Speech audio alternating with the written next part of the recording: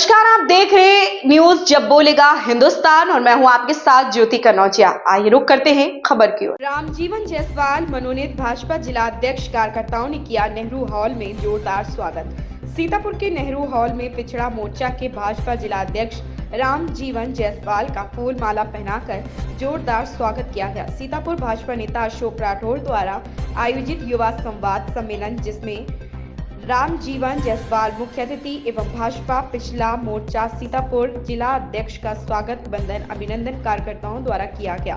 कार्यक्रम को संबोधित करते हुए रामजीवन जायसवाल ने कहा कि आज भारत विकसित देश बनता जा रहा, जहां केंद्र में प्रधानमंत्री नरेंद्र मोदी के नेतृत्व में देश आगे बढ़ रहा, तो वहीं उत्तर प्रदेश में योगी आदित्यनाथ द्वारा प्रदेश से गुंडाराज खत्म किया जा रहा।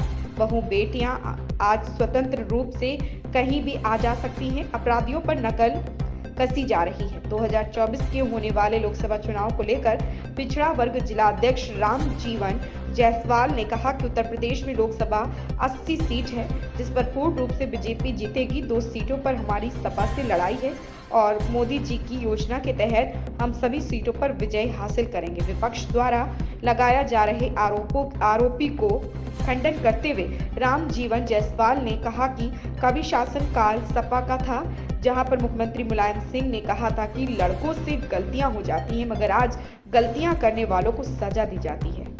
नमस्कार दोस्तों, मैं हूं राजा करण सिंह और आप देख रहे हैं न्यूज जब बोलेगा हिंदुस्तान। आज उत्तर प्रदेश के जनपद सीतापुर में मौजूद हैं, जहां हमारे बीच में ऐसी शख्सियत है जिसे केवल हम आप नहीं जानते हैं, पूरा प्रदेश जानता है, पूरा देश जानता है, जिसे रामजीवन जायसवाल कहा जाता है। पिछड़ा मोर्चा के जिला अध्यक्ष तीसरी बार नियुक्त किए गए, जहां पर कार्यकर्ताओं का स्वागत कर रहे हैं। तो ये जानते हैं जो कार्यक्रम किया गया इसका क्या उद्देश्य है, कि जो यहाँ पे संपन्न किया जाए इसका क्या मतलब होगा। आदरणीय चरण में बहुत स्वागत है। जैसा कि यहाँ पे कार्यक्रम संपन्न किया जा रहा है, तीसरी बार जिला अध्यक्ष बने हैं, इसके लिए हमारी जब बोलेगा हिंदुस्तान पर होगा, तो बहुत बहुत बधाई। जो ये कार्यक्रम किया जाए इसका क्या उद्देश्य है, ये मीटिंग का क्या है? बहुत बहुत धन्यवाद साहब। सबसे पहली बात तो यह है कि आज का जो कार्यक्रम है ये जिले का युवा संवाद कार्यक्रम है। इस युवा कार्यक्रम संवाद के माध्यम से आज जिले की पूरी टीम और सभी मंडलों के अध्यक्ष पूरी टीम के साथ बैठे हुए हैं। इस कार्यक्रम में अब ये अलग बात है, बीच में अभी बात आ रही है तीसरी बार बनाया गया। तीसरी बार बनाया नहीं गया है, लेकिन हमें हटाया नहीं गया है, बस ये है। हटाया नहीं बनाया बनाया, अब उसको मान लीजिए कुछ भी, हमें हटाया नहीं गया है।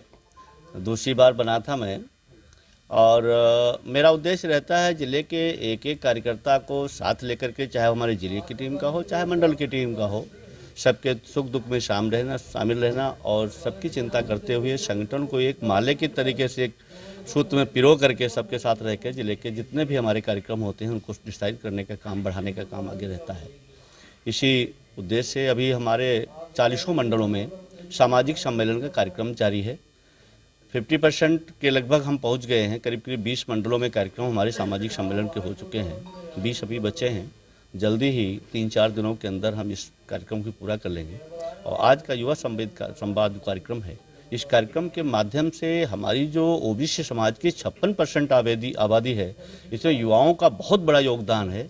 सारे युवाओं के साथ बैठ करके उनके साथ जो सरकार द्वारा ओबीसी समाज के लिए जो भी योजनाएं लागू की गई हैं, चाहे वो उनको संवैधानिक दर्जा देने का हो ओबीसी समाज को, चाहे अब आयोग को एक जो है मंडल कमीशन का आया था एक बार, और मंडल कमीशन की रिपोर्ट के आधार पर ओबीसी समाज को संवैधानिक दर्जा ओबीसी आयोग को नहीं दिया गया था, जो को माननीय मोदी जी ने आकर के दिया है उसको, और सम्मान बढ़ाने का काम किया। आज का ओबीसी समाज अगर उनको कोई आवश्यकता होती है तो अपने आयोग में एक एप्लीकेशन माध्यम से जा कर के और अपने काम को ठीक से डिसाइड करा सकते हैं। कहीं ओबीसी समाज को कोई दिक्कत नहीं होने वाली है। और तरह तरह की, जैसे केंद्र सरकार में 27 मंत्री ऐसे हैं जो ओबीसी समाज से हैं, इसी तरीके से उत्तर प्रदेश की सरकार में ओबीसी समाज का भी बहुत बड़ा योगदान है।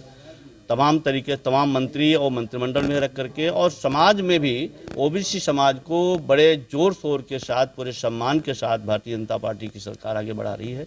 ऐसी स्थिति में ओबीसी समाज के 56% जो आबादी का क्षेत्र है, कि सभी युवाओं का, कार्यकर्ताओं का, सभी समाज के सभी व्यक्तियों का एक उद्देश्य बन जाता है, सबका धर्म बन जाता है, सबका कर्तव्य बन जाता है कि माननीय मोदी जी के हाथों को मजबूत करें और आने वाले 2024 के चुनाव में एक एक वोट अपना सारे समाज का इकट्ठा करके एक कमल का बटन दबा करके पूर्ण बहुमत की सरकार के साथ माननीय मोदी जी को पुनः प्रधानमंत्री बनाने का लक्ष्य लेकर के हमको काम करना है। इसी उद्देश्य से युवा संवाद का कार्यक्रम सीतापुर जनपद में आज किया जा रहा है। नेताजी, आप कह रहे हैं कि बटन दबा करके वोट डाला जाए, लेकिन विपक्ष कह रहा है कि ये मशीनें जो ईवीएम है इसमें गड़बड़ होता है, बीजेपी गड़बड़ करती है, इसको हटा करके बैलेट पेपर से कराया जाए, तो उसमें क्या कहेंगे?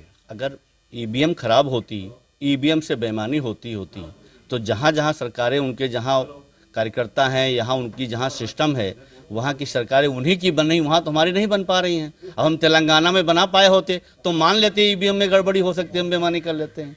तो उनका जब चुनाव जीतते हैं तो ठीक रहती है वही ईवीएम, और वही ईवीएम जो चुनाव हारते हैं, समाज ने उनको पूरी तरीके से नकार दिया। आज की तारीख में बता देना चाहता हूं, 2024 के चुनाव में विपक्ष पूरी तरीके से धराशायी हो गया है। विपक्ष का कोई भी नेता, कोई भी पार्टी आज की तारीख में वो हैसियत नहीं रखती है कि भारतीय जनता पार्टी के प्रत्याशी का मुकाबला कर सके। मैं बता देना चाहता हूँ, देश की जितनी भी पार्टियां हैं, सारी पार्टियों की जमानतें जब्त होने वाली है। सीधे सीधे भारतीय जनता पार्टी के पक्ष में 70 से 75% मतदान होने वाला है। आप कहते हैं कि सारी पार्टियां ध्वस्त हो गई हैं, तो वहीं सपा के जो राष्ट्रीय अध्यक्ष अखिलेश यादव जी कह रहे हैं कि उत्तर प्रदेश में हम 80 की 80 सीटें जीतेंगे, फिर आप क्या जीतेंगे? आज की तारीख में स्थिति यह है कि मैं तो केवल 2 सीट में समाजवादी पार्टी से लड़ाई मानता हूं, और अगर जो सिस्टम माननीय मोदी जी का है वो सिस्टम अगर फॉलो हुआ तो मैं मानता हूं ये उत्तर प्रदेश की 80 की 80 सीट भारतीय जनता पार्टी के पक्ष में जाएंगी। इसका खाता सपा का नहीं खुलने पाएगा। देखिए, विपक्ष कहता है कि प्रदेश में गुंडाराज का बीज है और जो भाजपा सरकार तानाशाही हो चुकी है। वो तो समाज खुद बता रहा है, पूरा समाज। अगर स्थिति तब से अनुकूल न होती, कितनी गुंडागर्दी, मैं तो माननीय मुलायम सिंह के मुंह से ही देख सुना होगा आप लोगों ने, एक बार कहा था ये लड़के हैं फिसल जाते हैं, ध्यान आया था। आज की तारीख में वही समाज है, वही लड़कियां हैं। 12 बजे रात को स्कूटी लेकर के लड़की निकलती है और आराम से अपने गंतव्य जा करके और अपने आप कुशलता के साथ वापस आती है। किसी की औकात नहीं उत्तर प्रदेश के अंदर उसकी तरफ उंगली उठा करके देख ले। छेड़ने की बात तो छोड़ दीजिए।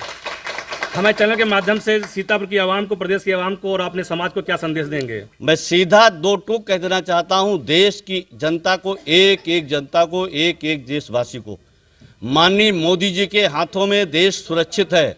देश परम वैभवम नीति मेतत् स्वराष्ट्रम की राह पर चल पड़ा है। देश जल्दी ही विश्व गुरु बनने जा रहा है। आपने देखा होगा विश्व के तमाम राष्ट्रपति और तमाम वहाँ के नेता प्रधानमंत्रीगण हमारे देश के प्रधानमंत्री भारत माननीय मोदी जी का पैर छू करके, हाथ से पैर छू करके सम्मान करने का काम करते हैं। ये बहुत बड़ी बात है। आपने देखा होगा देश के अंदर चल रहे 500 साल के बड़े विवाद को झटके में। इस खबर में बस इतना ही। बने रहें न्यूज़ जब बोलेगा हिंदुस्तान के साथ।